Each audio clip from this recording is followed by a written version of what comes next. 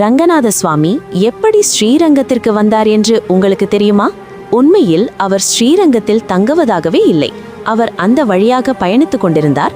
ஆனால் அதன் பிறகு அங்கிருந்து நகரவே இல்லை.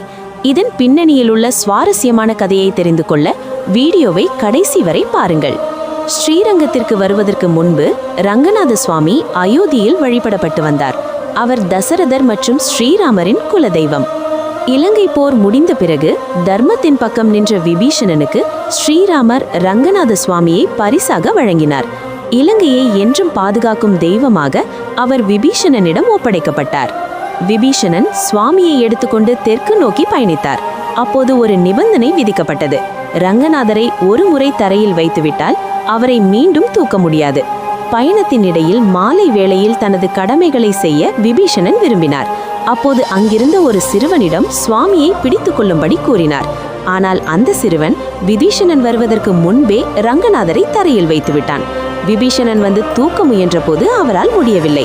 அந்த சிறுவன் வேறு யாருமல்ல, தடைகளை நீக்கும் விநாயக பெருமான் தான். இலங்கை செல்ல வேண்டிய ரங்கநாதர் ஸ்ரீரங்கத்திலேயே தங்கிவிட முடிவு செய்தார். விபீஷணனுக்காக அவர் தெற்கு நோக்கி இலங்கையை பார்த்தபடி பள்ளி கொண்டார். இப்படித்தான் ரங்கநாத சுவாமி ஸ்ரீரங்கத்தின் நாயகனாக மாறினார். இது போன்ற ஆன்மீக தகவல்களுக்கு மறக்காம பிஏ எடிட்ஸ் சேனலை சப்ஸ்கிரைப் பண்ணுங்க.